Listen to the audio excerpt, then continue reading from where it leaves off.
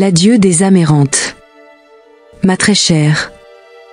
Sous le voile étoilé des cieux, je m'interroge sur ce qu'est devenu notre complicité, cet amour que nous clamions si fort autrefois.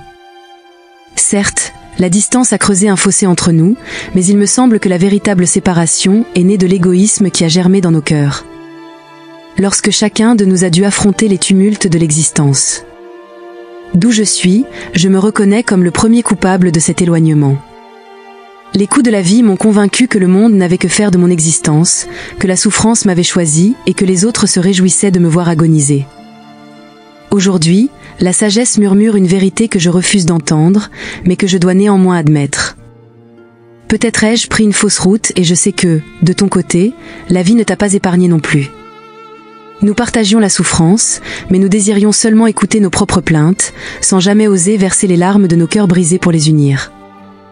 Les cacophonies infernales résonnent désormais, et j'apprends que tu es entre les griffes de la faucheuse.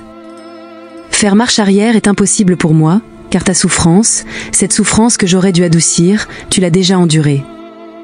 Je me sentirais encore plus mal de te voir dans les bras de la faucheuse, si c'était une dernière fois, si c'était la dernière fois que nos mains se serraient. Les visions lugubres ont ponctué mon existence, et je ne veux pas que tu deviennes un visage de plus sur le mur du désespoir que j'érige à chaque perte d'un être cher. La nuit dernière, un mauvais rêve m'a tourmenté et je sais que, de là où tu es, ce sont peut-être des adieux que tu veux me transmettre. Mais je veux que tu saches que, peu importe l'endroit, parmi les vivants ou les morts, ta place dans mon cœur restera inoccupée. Sèche tes larmes, car je ne resterai pas ici éternellement.